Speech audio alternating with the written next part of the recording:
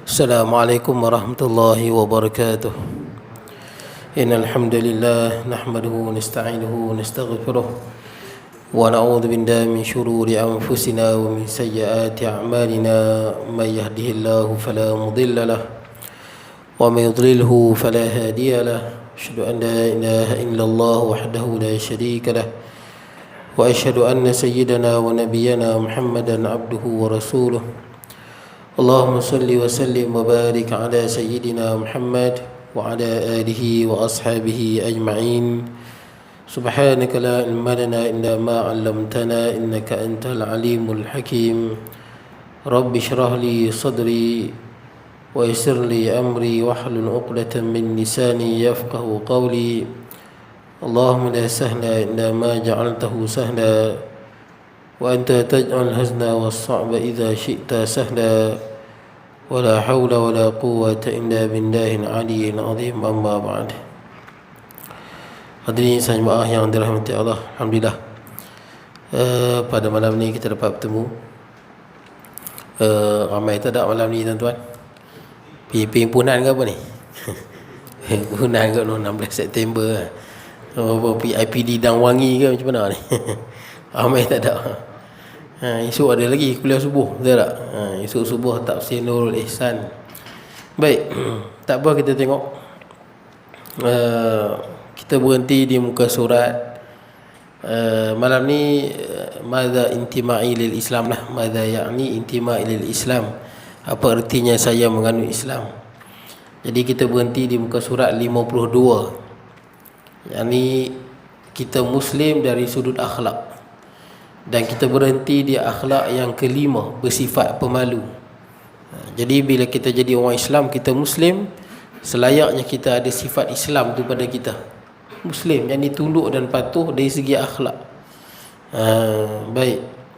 Jadi dia kena ada nilai, tuan-tuan. Itu ada setengah orang. Kalau tuan-tuan pernah baca buku anak kepada Dr. Sa'id Ramadan Al-Buti, Dr. Tariq Ramadan, dia ada satu istilah dia yang berbeza dengan orang.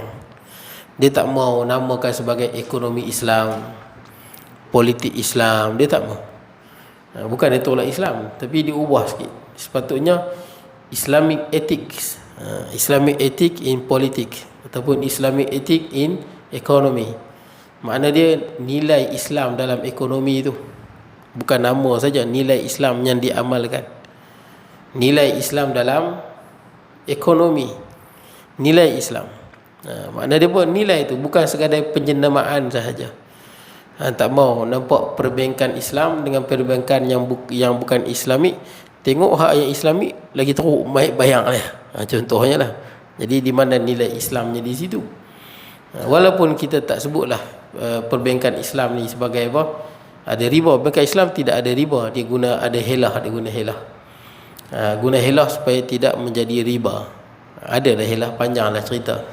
Tapi nak ceritanya, kalau etika Islam, sepatutnya apa sahaja, sama juga politik Islam. Sebab politik Islam bukan sekadar penamaan, tapi penilaian itu mesti orang yang amanah, orang yang bebas rasuah, orang yang menunaikan tanggungjawabnya sebaik mungkin, orang yang tidak makan harta negara. Itu nilai-nilai Islam, bukan sekadar nama sahaja. Kadang-kadang orang nampak zahir je. Bila buat majlis doa, nampak macam Islam. Tak, nilai Islam tu. Itu pandangan dia lah, tuan-tuan. Berbeza dengan penulis yang lain. Maknanya nilai Islam ni mesti diterapkan, dihidupkan di dalam apa-apa bidang. Sehingga kalau macam ekonomi Islamic banking ni, biar dia nampak lebih rahmah, lebih murah berbanding dengan konvensional, tuan-tuan. Tapi kadang-kadang saya dengar ada orang lah sebut, dia rasa macam mahal lagi. Aku buat bank Islam ni, kata. Walaupun saya tak nafi dia ada helah. Panjang lah nak cerita bab ni, tuan-tuan. Macam mana helah dia dengan bai'ul inah ni. Tapi yang menariknya dalam bab ekonomi ni, dia tak tengok tentang lafaz-lafaz tu. Sebenarnya dalam ekonomi ni, al-ibratu fil uqud bil maqasid wal ma'ani la bil mabani. Jadi sebenarnya ibrah, benda yang diambil benda yang dikira dalam akad itu adalah tujuan dia dan hakikat dia, bukan sekadar lafaz-lafaz. Baik, tak apa tuan-tuan. Kita nak tengok sifat malu ni. Itu kata Islam ni bukan sekadar nama. Muslim. Nama Islam, okey, Muslim. Pakai kopiah, baju, okey, bagus, Islam. Itu nilai Islam. Tapi mana nilai, itu apa? Pakaian Islam lah. Baguslah kita pakai, orang kenal ni orang Islam. Bagus. Tapi ada benda yang penting juga, atau yang lebih penting, yang ni nilai Islam yang kita diterapkan, bukan sekadar semata-mata pakaian. Ni sifat malu, sabar, amanah. Itu kata Islami etik. Bukan sekadar hiasan zahir, nama saja Islam. Tapi nilai Islam tidak ada dalam tu. Baik, jadi kita tengok. Itu yang penulis ni nak kita ni jadi orang Islam yang ada makna. Yang ada nilai-nilai Islam dalam hidup, bukan sekadar nama. Baik, yang keempat. Qala musannifu rahimahullahu ta'ala wa nafa'ana bi ulumi fi darin, kata pengarang. Bersifat pemalu. Betul di situ betul. Cikgu Aziz mana? Dang wangi. Kayaknya dah. Mana? Cikgu Aziz sibuk lah, biasanya lah. Ini banyak program di Pasti tuan-tuan. Baik, kita tengok bersifat pemalu. Jadi orang Islam ni kena jadi orang yang pemalu. Jangan orang yang bukan Islam lebih malu pada kita tuan-tuan. Ini satu benda yang aib. Seseorang Muslim mestilah bersifat pemalu dalam setiap keadaan. Malu ni apa? Dia kena beza tuan-tuan. Malu dengan khajal. Khajal lain. Haya bagus, khajal tak bagus. Kita semua kata malu. Nak tegur orang malu Itu bukan malu. Itu khajal, Arab panggil. Kita kata malu Ini kita kat sekolah nak pergi sembahyang duha, malu. Nanti orang kata macam baik sangat. Itu bukan malu. Itu khajal. Kita nak tegur member kita. Yang tak sembahyang. Kita dah sembahyang nak tegur. Dalam hati, malu aku pun dulu macam dia. Itu bukan malu. Arab panggil khajal. Khajal ni tak bagus. Bila tak faham nak tanya, segan. Malu tanya. Kita kata malu, tapi itu bukan malu, tu khajal. Khajal ni tak bagus. Khajal ni bukan benda yang dipuji. Malu ni adalah perbuatan yang dia datang dengan membawa kebaikan. Itu malu. Ta'rif, kita kena bagi ta'rif lah. Ta'rif ni banyak lah tuan-tuan. Tapi yang saya baca antara ta'rif mudah. Ta'rif banyak, ta'rif ni. Ta'rif mudah ni, khuluqun yakufful abda anirtikabil qabaih warrada'il. Satu akhlak yang menghalang seseorang hamba daripada melakukan perkara-perkara yang buruk dan keji. Dalam hati ada perasaan tu. Perasaan, contoh mudah. Malu tak nak jalan sini pakai spender Ke tak malu? Relax ya Ustaz, malu apa? Tak. Manusia normal malu. Sekali dia pun bukan Islam, dia tak perlu jadi Islam tuan-tuan. Dalam isu ni, sama dalam isu Palestin, tak perlu jadi Islam nak membela rakyat Palestin. Faham kemanusiaan. Cukup kita jadi manusia, memang bawa malu tu ada. Dan orang yang non-Muslim pun dia tak ada, dia walaupun dia mungkin ada yang dedah aurat, dia tak ada pun dia nak telanjang jalan. Dan kalau saya dengar Firdaus Wong Wai Hun dia cerita, cuba tengok pakaian Hong Kong dulu-dulu, filem Hong Kong lama-lama dulu, bukan pakai seluar pendek, skirt, bukan. Dia memang pakai tutup rapat macam filem Hong Kong lama tu. Mana dia pakai pendek-pendek? Tak, dia tutup rapat. Rambut dia dah lah, tapi pakai elok, dia tutup semua. Itulah pakaian asal masyarakat Cina. Itu pakaian dia asal dia, bukan jenis dedah pendek sana pendek sini, bukan. Skirt dan sebagainya, itu barat datang. Malah Firdaus Wong Wai Hun dia cerita, budaya mereka di Hong Kong dulu, kalau lelaki perempuan tidur sekali tanpa nikah, rendam dalam laut. Nampak? Sebab benda tu malu, aib. Malah kalau dulu-dulu sebelum nikah tak boleh tidur sekali dengan orang lelaki. Pasal apa? Rugi belum nikah dah serah diri pada orang lelaki tu. Itu benda normal, boleh fikir. Tak sepatutnya. Malu. Allah Ta'ala, itulah fitrah yang Allah Ta'ala letakkan dalam hati.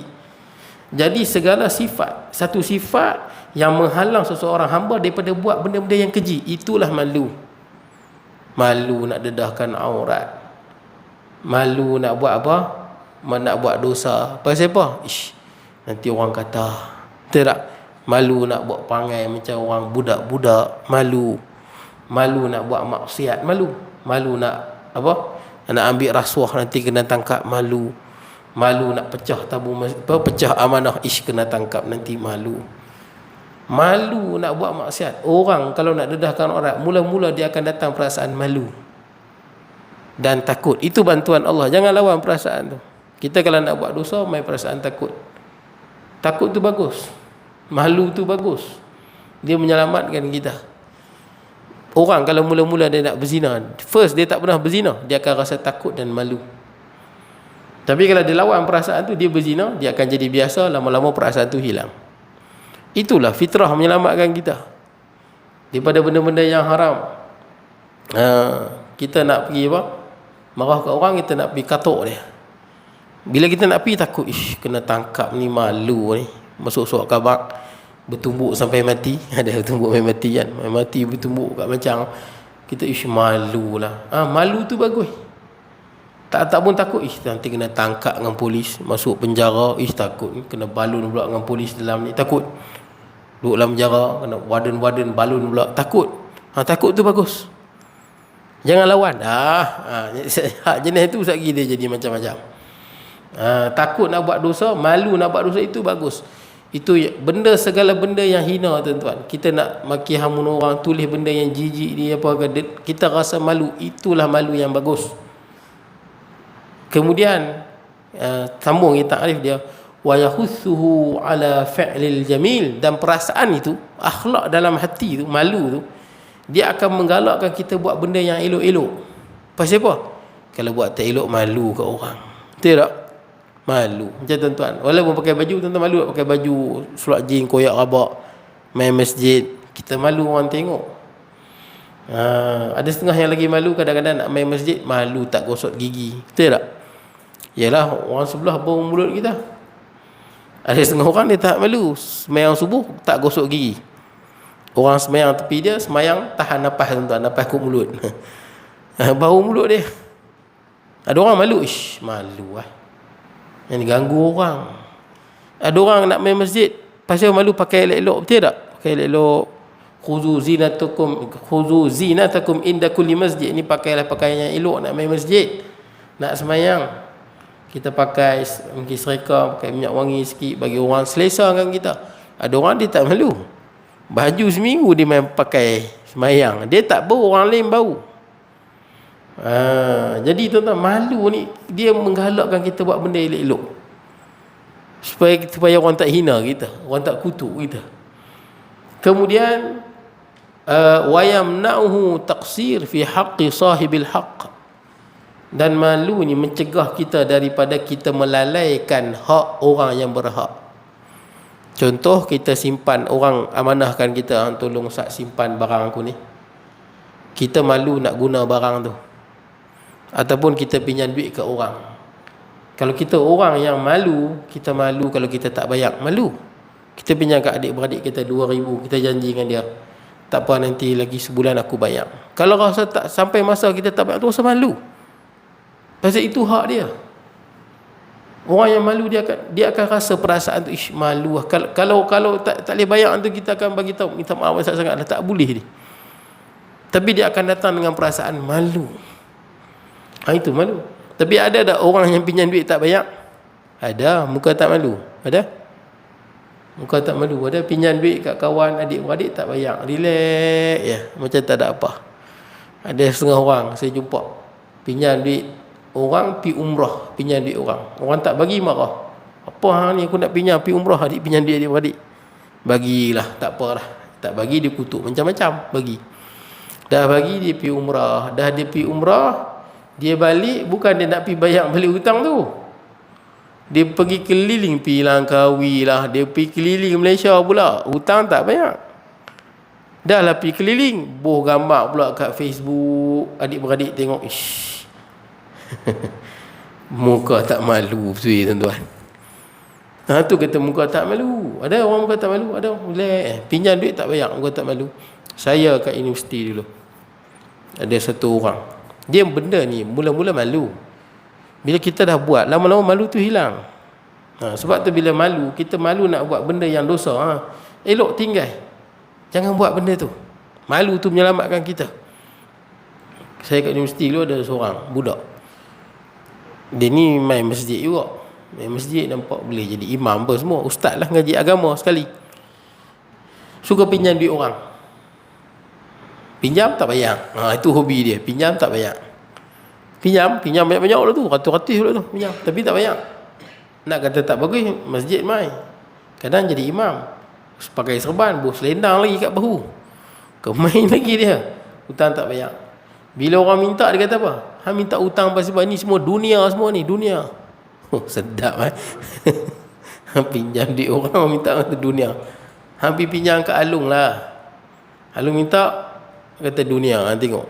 Kau Han tak jumpa mayat dalam Sungai Kelang nanti. Jangan. Baik, nak ceritanya tuan-tuan, malu tu ada. Itulah malu. Kalau khojal ni mana? Khojal ni benda dia malu, tapi malu tak kena tempat. Pergi tanya soalan kat ustaz, aku tak faham. Malu lah tanya. Macam tu. Malu bertanya sesat jalan. Kita kata malu. Kalau Arab dia kata malu bertanya. Itu khajal dia panggil. Khajal. Malu tak kena tempat. Nak tegur kawan baik, malu. Khajal. Nak sebut tentang Islam, malu, nampak baik sangat. Nak tegur bini, masa malu. Nak tegur adik-beradik, orang kata aku ni baik sangat. Itu bukan malu, itu semua dipanggil khajal. Perasaan yang menghalang kita daripada melakukan kebaikan, itu khajal. Tak bagus. Kemudian, kalau kadang-kadang boleh jadi haram. Dah orang biasa buat maksiat, bila nak taubat, malu lah. Nanti kawan-kawan kata, ni baik sangat lah. Jadi dia tak jadi taubat. Malu macam tu haram. Malu yang menyebab khajal macam tu. Khajal yang menyebabkan dia melengah-lengahkan taubat. Kemudian, namun demikian sifat tersebut tidak seharusnya menghalangnya memperkatakan kebenaran. Ni panggil khajal ni. Buku ni dia ringkas, disebut ringkasnya. Malu sampai tak berani nak cakap benda yang benar, itu dipanggil khajal. Di antara sifat pemalu seorang ialah ia tidak masuk campur urusan orang lain. Tak payah masuk campur lah. Kalau bukan urusan kita, tak masuk campur. Malu tuan. Itu urusan dia. Hang ni sibuk lah. Itu orang kata lagu tu. Kemudian, memelihara pandangan. Jaga pandangan. Malu nak tengok benda yang haram. Kalau tengok benda haram, orang panggil apa? Gatai. Saya pernah jumpa ustaz. Dia rapat sangat dengan budak perempuan. Rapat sungguh. Dia ingatkan budak perempuan suka kat dia. Tapi budak perempuan panggil dia apa? Ustaz 3G. Ustaz 3G. Apa dia? Gatai, garit. Satu lagi G saya tak ingat. Gatai, garit, garuk bukan? Gatai, garit. Satu lagi saya tak ingat. Tapi dia panggil dia 3G. Gatai, garit. Apalah satu lagi. Nampak? Orang tak suka kadang-kadang. Tengok syok. Sebab nafsu ni dia banyak mengarahkan kita kepada kejahatan. Itu Quran sebut inna nafsa la'amaratun bisu. Nafsu ini dia menyuruh kepada kejahatan. Jadi tuan-tuan kalau ada malulah halang. Tak tengok benda yang haram. Tuan-tuan kalau pergi kat pasar raya jalan, tengok ada orang yang dedahkan aurat, pakai skirt, nampak paha putih. Kalau tuan-tuan orang yang malu, tuan-tuan tak tengok. Teraan. Kalau orang yang tak malu, dia tengok. Orang lain akan tengok, gatai haji ni. Orang takkan puji, bagus haji ni tak. Orang kata gatai haji. Kalau orang rasa malu, dia tak tengok. Dia tahu malu ni aib. Baik, kemudian memelihara pandangan, merendahkan diri, tidak meninggikan suara ketika bercakap, berasa cukup serta memadai sekadar yang ada. Ni qanaah. Cukup apa yang ada. Qanaah. Tidak menghina diri untuk mencari rezeki. Kan ada orang kadang-kadang masuk pertandingan, masuk reality TV, paksa diri buat lawak. Kadang-kadang sampai hina fizikal orang lain, memalukan diri sendiri. Paksa diri nak buat lawak sampai kutuk kawan dia hitam, kutuk kawan ni, bentuk kawan dia yang pendek. Punya nak buat lawak lah. Kadang-kadang pakai baju macam orang perempuan, orang lelaki pakaian macam perempuan. Pasal nak dapat sedikit habuan dunia, menghina diri sendiri. Itu kepentingan qanaah, mubadah tuan-tuan. Kalau cukup kita makan, cukup kita minum, ada tempat tinggal, malam tidur lena jadi tuan-tuan. Jadi itu yang disebut kita ni Ibnu Athaillah Iskandari kan dia sebut anta hurun, kamu ni kamu ni bebas sekiranya kamu tidak memerlukan, kamu tidak merasa memerlukan apa-apa, rasa puas. Wa anta abdul lima tumi'alah, macam dan kamu menjadi hamba kepada apa yang kamu tamak pada dia. Benda yang kita tamak menyebabkan kita jadi hamba pada dia. Orang lain rasa cukup lah, dia pakai handset lama boleh. Ada orang lain dia rasa tak cukup, nak pakai handset mahal, nak pakai handset Apple yang sampai 5,000 pakai, tapi hang nak berhutang penat. Orang lain pakai kereta cukup lah, pakai kereta boleh main masjid, boleh main mengaji, tapi tempat kerja jadi. Ada setengah orang tak kawan orang yang pakai Velfire, tengok buka je handset, tengok Velfire, tengok kat Facebook, tengok dekat Mudah Velfire je, boleh lah beli. Tapi penat lah nak ke maintenance dia, bayar mahal, sebulan dah 3,000 lebih 2,000 3,000 sebulan. Dengan minyak mahal, minyak kuat, nampak tak? Hidup jadi susah. Pasal kita tamak kepada benda yang kita tak perlu. Ni saya cerita pada orang yang betul-betul tak mampu tuan. Kalau orang yang mampu cerita lain, memang dia pendapatan bulanan ratus ribu cerita lain, dia sedekah pun lebih daripada yang dia guna. Ni cerita orang yang suam-suam kuku ni tuan-tuan, tapi nak bergaya. Ada setengah lah ni jadi trend. Kita balik raya pakai kereta yang ada, balik raya jadi. Ada setengah orang trend nak balik raya buat apa? Mana boleh naik kereta biasa, naik apa? Velfire, Alphard. Dah jadi trend lah ni, sewa. Sehari berapa ratus sewa sehari. Supaya apa? Bila balik, tengok kat rumah dia, semua pakai Velfire, Alphard. Jadi jiran sebelah tengok, berjaya nu anak jiran sebelah nu kereta mahal-mahal. Padahal sewa semua. Orang relax, dia sewa sehari 700. Kalau dah 5 hari dah berapa? Nak beli tak mampu. Tapi pasal apa? Asalkan orang boleh tengok orang syok jadi ya. Nak ambil hati orang. Nak ambil hati orang. Tuan-tuan cuba tengok kadang-kadang sebahagian artis yang dah tak berapa nak hidup tuan-tuan. Kita panggil dah suam-suam kuku, dah tak popular. Kadang-kadang dia create isu tuan-tuan, nak bagi dia masih relevan. Kadang-kadang kita kata lebih diam je lah. Kita geleng kepala tengok, nak tarik juga netizen ni tengok dia. Kadang buat benda dia tak heran orang hina ke keji, asalkan nama dia diangkat. Dia ni masih lagi relevan dalam layar di Malaysia ni. Padahal dia dah masang dah habis. Dia buat juga benda pasal apa? Tamak nak ambil perhatian orang tu. Tak perlu tuan-tuan qanaah.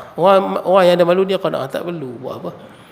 Cukup apa yang ada. Tempat kita sebenar di akhirat. Kemudian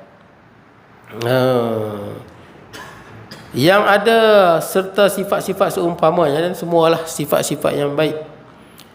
Diceritakan daripada Rasulullah SAW bahawa baginda adalah seorang yang sangat pemalu, lebih pemalu daripada anak gadis yang berada di balik tabir. Dan boleh kata semua Nabi malu, sangat malu. Malah Nabi dalam satu hadis sebut Nabi Musa ni orang tak pernah tengok badan dia, keluar pakai baju, tak pernah tengok kulit dia. Malu sungguh-sungguh Nabi Musa AS. Ni Nabi Muhammad SAW malu ni, lebih malu daripada anak dara dia lebih malu daripada anak gadis. Dari gadis ni anak dara lah, belum kahwin. Biasanya kalau janda malu juga, tapi gadis ni dia lebih malu. Yalah, tak ada pernah orang lelaki sentuh dia, tengok dia, lihat dia, tak pernah bersama dengan lelaki. Dia punya malu tu luar biasa. Janda ni malu juga, tapi malu macam janda lah. Baik, yang berada di balik tabir, malu sungguh. Nabi SAW lagi malu. Memang kena malu. Ni akhlak yang terpuji. Orang tanya kat Nabi, bila Nabi sebut al-haya'u syu'batun minal iman, malu ini cabang daripada iman. Ada sahabat tanya, al-haya'u minad din, haya' ni daripada agama, macam mana malu daripada sebagai daripada agama? Nabi apa kata Nabi? Bal huwa dinu kulluh, bahkan malu itu adalah agama keseluruhannya. Pasal sebut lagu tu, bila tuan-tuan malu nak buat maksiat, Tidak, malu nak buat dosa, malu nak minum arak, malu. Malu tuan-tuan, malu tuan-tuan minum arak. Minum arak kat sini, malu. Kat rumah, malu. Kena orang tangkap minum arak, malu. Pitikan mekok tuan-tuan, malu tak? Tu. Bagan saya ada ke tak ada? Ada kan? Ada. Tuan-tuan malu tak tuan-tuan masuk? Kita lalu kat kedai itu pun malu. Takut nanti orang kata, apa ustaz buat ni? Tapi saya pelik ada orang ambil gambar orang pakai kopiah pergi tikam nombor tuan-tuan. Itu saya pelik lah tuan-tuan. Kita nak masuk malu, saya yakin tuan-tuan malu. Malu nak masuk tikam mekok. Kalau masuk tu pun cover-cover tuan-tuan, malu. Ni tuan-tuan malu tak nak pergi tempat maksiat? Malu. Nanti orang tengok apa dia buat ni. Kerana malu tuan-tuan, jauhi maksiat. Jauhi riba. Jauhi rasuah. Jauhi segala perbuatan haram, minum arak, berzina, segala benda yang tak elok, mencuri. Kita tak mencuri, pasal tak mencuri, malu.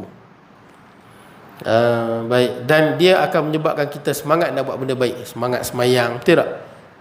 Kita takkan tinggal benda baik malu. Tak semayang, malu. Tak puasa, malu bulan puasa. Ada orang berani makan kat depan. Ada orang kadang dia tak puasa, dia tak makan kat depan juga, malu.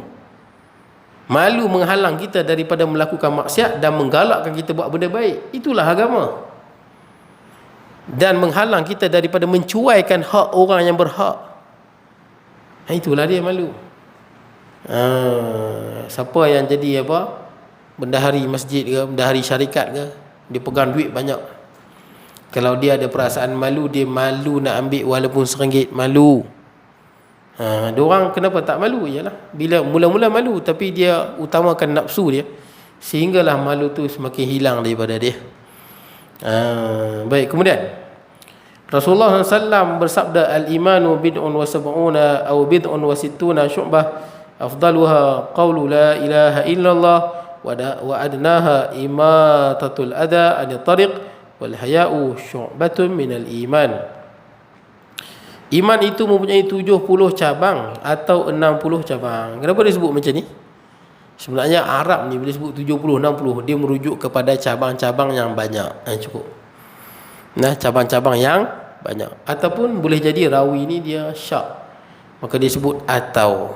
Dia syak pada riwayat yang dia dengar. Maka yang paling utama ialah ucapan la ilaha illallah. Kenapa ucapan ni? Inilah pintu masuk Islam. Kalau orang tak beriman, tak ucap la ilaha illallah, dia buat baik lagu mana pun, haba'an mansura, dia menjadi debu yang ditiup angin. Adakah zalim? Kalau orang tanya, adakah zalim nanti orang yang buat baik macam-macam disebabkan dia tak beriman, dia masuk neraka? Tak. Dia tak beriman pada Allah. Dia tak mengakui Allah tu Tuhan dia, macam mana dapat pahala? Dia tak mengakui adanya syurga, macam mana nak masuk syurga? Dia tidak mengakui adanya neraka. Dia tidak mengakui adanya rahmat Allah di akhirat. Dia tidak mengakui ada hidup setelah mati. Dan dia tidak mengakui pahala. Tiba-tiba nak masuk syurga. Tak. Hati sendiri, dia sendiri yang tolak benda tu. Sebab tu pintu kebaikan, la ilaha illallah, iman. Baru kita dicatat amalan kita. Tidak kalau kita tak beriman, amalan baik kita tak dicatat. Dia tak ada catatan amalan kebaikan pada orang yang tak beriman. Tak. Cuma dia buat baik, dibalas di dunia, keadilan Allah. Kemudian dan yang paling rendah, tiada Tuhan yang sebenar melainkan Allah, ataupun tiada Tuhan yang berhak disembah melainkan Allah. Dan yang paling rendah ialah menyingkirkan duri dari jalan. Dan sifat malu ialah satu cabang daripada iman. Malu juga termasuk dalam iman. Baik. Dan kita tahu buang benda buruk daripada jalan ni, benda yang sebahagian daripada iman dan benda yang boleh menyelamatkan kita di akhirat. Nabi SAW pada malam Isra' dan Mi'raj, Nabi tengok ada seorang lelaki yang sedang bersenang lenang, bergembira di dalam syurga. Sebab apa? Sebab dia hanya buang benda yang mengganggu orang di jalan. Laqad ra'aitu rajulan yataqallabu fil jannah fi syajaratin qata'aha min zahri tariq kanat tu'zil mu'minin. Mana dia apa? Kata Nabi, aku melihat seorang lelaki yang gembira bersenang lenang dalam syurga hanya kerana dia memotong sebatang dahan pokok di jalan, yang mana dahan itu menyusahkan orang yang beriman. Kita kalau jalan ada dahan pokok terjuntai, kita nak jalankan susah. Kalau naik kereta tu tuan-tuan, nak kena belok, takut calak. Naik motor kena elak, takut belagar nanti jatuh. Kebanyakan orang tuan-tuan, dia pandang remeh kan. Semua, tak ada seorang pun nak. Biasanya orang, kalau kebanyakan orang yang lalu, tak ramai yang ada hati nak pergi potong. Sanggup mengelak tu. Semua pakai elak. Tak apa, pergi lah. Adalah seorang hamba Allah yang dia kesian orang terganggu dengan benda ni.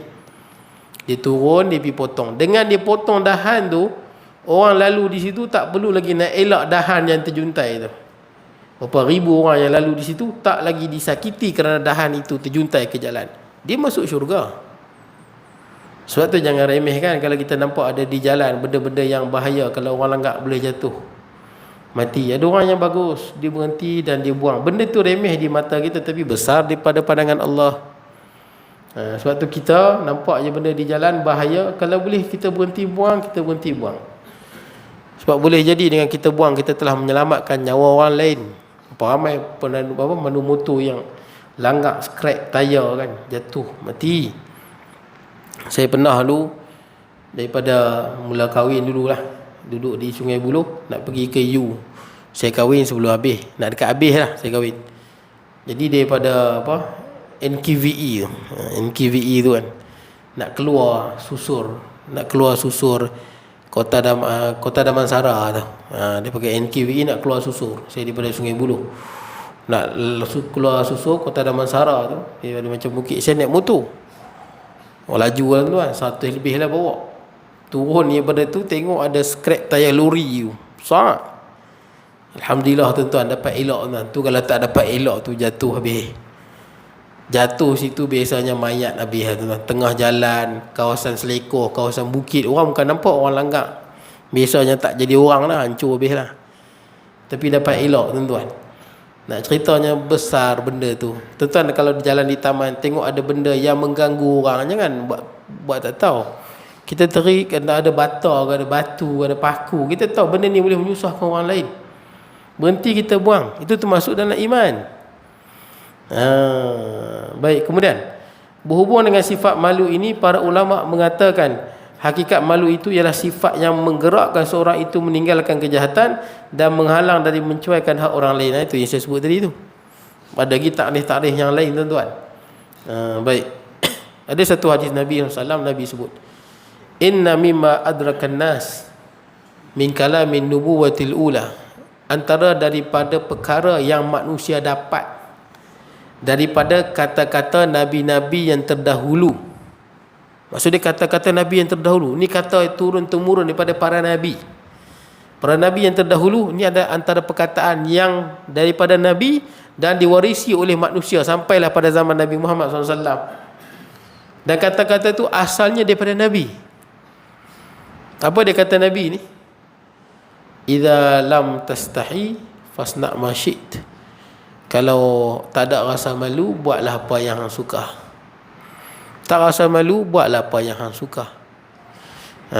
Kena orang malu, betul tak? Dalam niat kata tak malu, buat apa suka. Bukan nak suruh buat. Nak kata takkanlah hang tak malu.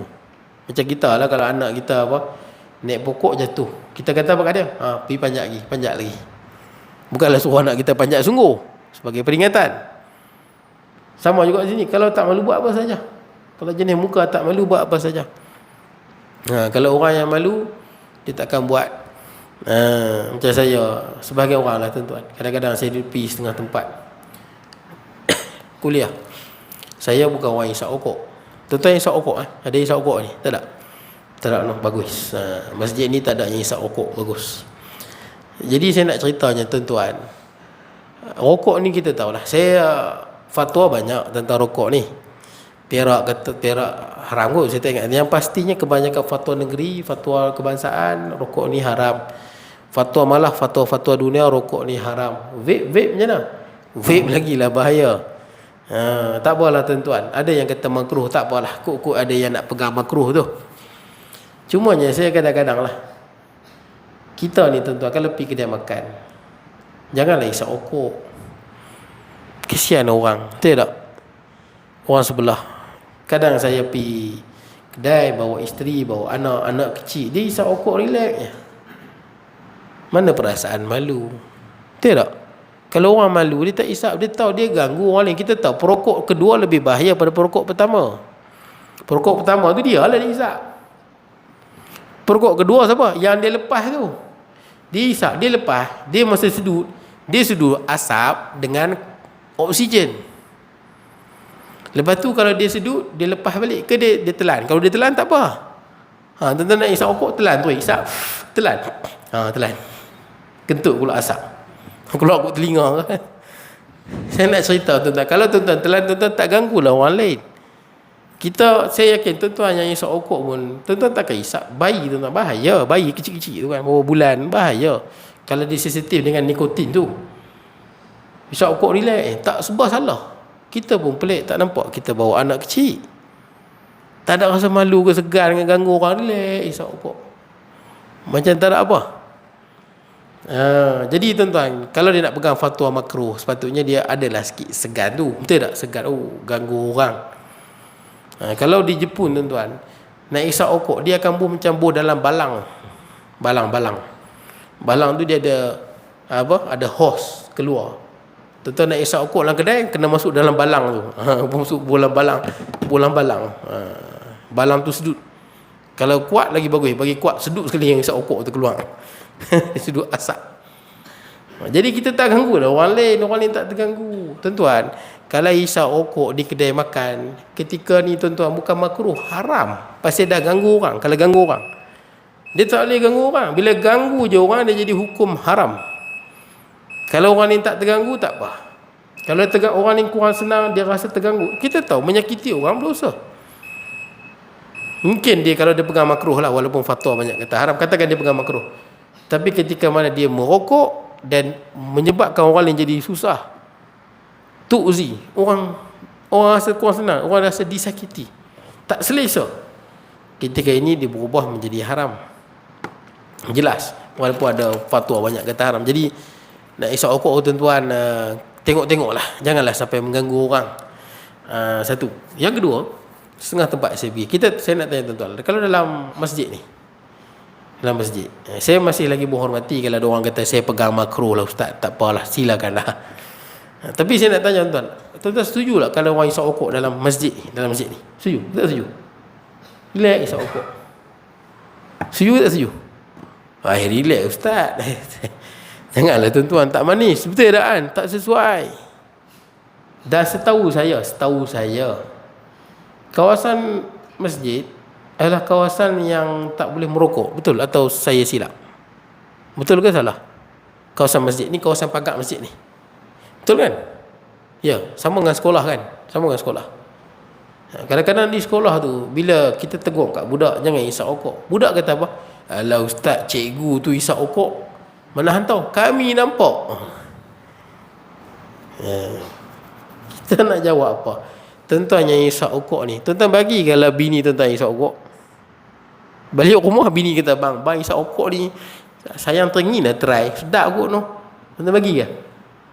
Tak usah huduh kita isap tak huduh pula.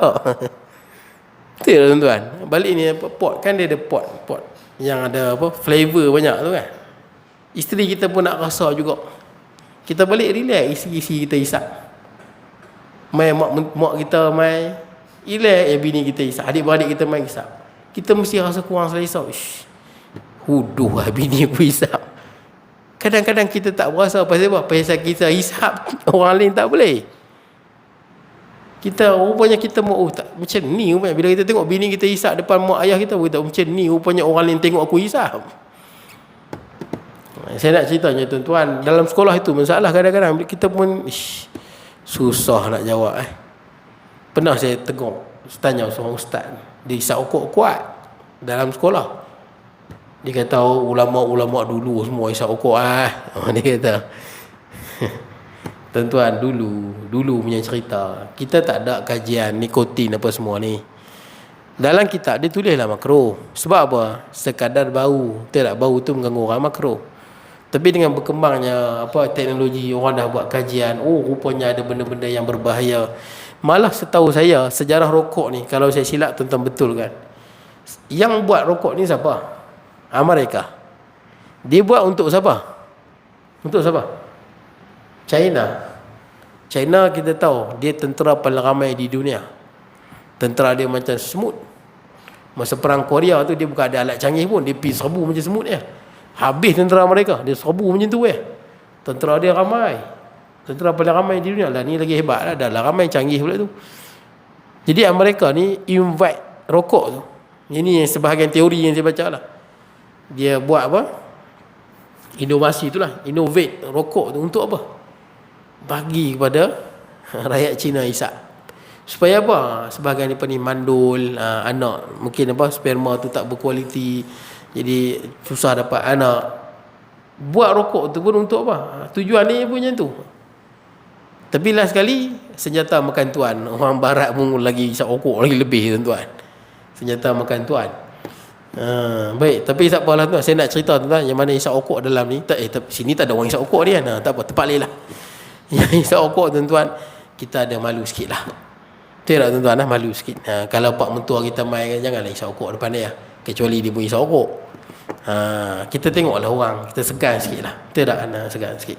Kalau yang mengajak, contohnya lah Tok Guru mai, Ustaz Zaidrus mai rumah kita, janganlah hisap rokok depan dia. Kita mestilah malu-malu lah hisap rokok depan Tok Guru ni. Saya ingat masa saya di Kelantan dulu, saya rajin, bukanlah rajin, kadang-kadang saya pergi di pagi Jumaat tu di Kelantan tu kan Tun Guru Nik Aziz dia apa, dia ceramah dekat dengan Jafar Awas, kedai buku tu. Saya pun pergi tuan-tuan, dengar Tun Guru Nik Aziz hurai bab agama tuan-tuan. Kita pun mengaji seronok dengar. Masa saya duduk di depan tu, tak jauh lah, saya duduk belah depan Tok Guru macam kat tiang ni lah, duduk. Ada orang yang kan kawasan tu ramai orang, ada orang kawasan tu terbuka, dia duduk macam ni, dia hisap rokok. Tun Guru Nik Aziz cukup marah tuan-tuan. Dia marah sungguh. Tiba-tiba daripada dia okey, dia jadi marah yang amat-amat. Dia sangat marah orang hisap rokok depan dia pula tu. Jadi pada yang hisap rokok ni cover-cover lah sikit. Satu lagi lah tuan-tuan, kadang-kadang saya lepas habis kuliah masjid surau ni, kadang-kadang kan duduk ramai-ramai apa semua. Ada setengah orang tuan-tuan, kita duduk dengan mereka baru, saya tak hisap rokok. Adalah imam hisap rokok. Imam masjid tu lah, ada satu masjid, imam tu hisap rokok, kuat hisap rokok. Imam dia tarekat tapi kuat hisap rokok. Dia hisap rokok, ada hisap rokok. Tu dia, mereka 3-4 orang hisap rokok. Saya seorang tak hisap rokok, asap penuh. Saya lagi bahaya. Hampa sedut dengan apa? Oksigen dengan asap tu. Bila hampa lepas karbon dioksida. Betul tak? Saya jadi perokok kedua. Teruklah saya hisap rokok. Ustaz, Ustaz boleh kono Ustaz? Saya boleh. Takkan saya kata tak boleh? Oh, tak boleh. Semua kat Ustaz boleh kono Ustaz no? Tak apa. Nanti Ustaz boleh kono Ustaz no? Takkan saya kata tak boleh. Saya tengah minum, tengah makan, tak apa. Tapi seganlah sikit. Dia no, tak apalah, nak pegang makruh silakanlah, tapi yalah kesianlah kat saya tak hisap rokok. Boleh no? Jadi cuba elakkanlah ni kawasan masjid, elakkanlah. Nak hisap rokok kat mana? Dalam rumah bini tengok Ustaz. Anak pula tengok. Hisap rokok kat mana? Atas bumbung. Ikut tuan-tuan. Yang penting tuan-tuan jangan apa. Jadi contoh, saya yakin tuan-tuan yang kalau ada hisap rokok, dia pun tak suka nak hisap rokok. Kalau dia kata apa, saya tak hisap nak hisap rokok, okey tak apa, cucu hisap rokok bagi tak? Cucu hisap rokok. Sebagai Tok Wan bagi tak? Cucu umur darjah 6 hisap rokok. Bagi. Dan lahir tuan-tuan manusia normal. Tak payahlah. Betul tak kan? Tak elok manusia normal kan. Baik tuan-tuan. Jadi saya minta maaf tuan-tuan, saja saya baca sikit tuan-tuan, ramai tak ada ni, Cikgu Aziz pun tak ada. Tak balik pada IPD dan wangi ke? Baik tuan-tuan, kita akan sambung nanti bersifat lemah lembut dan sabar. InsyaAllah esok tuan-tuan. Rasanya esok ramai sikit kot, betul tak? Saya rasa macam subuh macam ramai sikit. Malam tak ada tu, subuh ramai. Ni pelik sikit lah tuan-tuan, lebih bagus lah tuan-tuan. Subuh ramai. Esok tafsir Nurul Ihsan insyaAllah. Jadi cukup sekadar tu, saya mohon maaf kalau kurang dan sebagainya. Aqul qawli hadza wa astaghfirullahalazim li wa lakum sa'il muslimin wal muslimat wal mu'minina wal mu'minat. Bismillahirrahmanirrahim. Allahumma ij'al jam'ana hadza jam'an rahmatan tafarruqana ba'di tafarruqan ma'sumah wa la taj'al minna shaqiyyan wa la mahmulan matuda wa sallallahu alaihi wa ala alihi wa sahbihi wa baraka. Alhamdulillah. Amin.